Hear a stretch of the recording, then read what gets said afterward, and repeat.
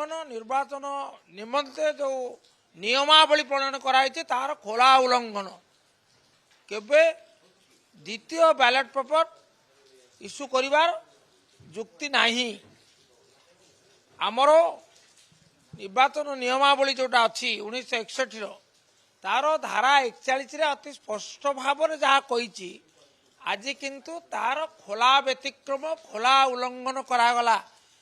तेणु जो इलेक्शन माने फ्री नुहे फेयर नुहे से इलेक्शन वैध नुहे।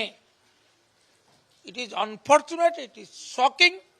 We protest it as loudly as possible and we demand, since the election procedure has been initiated under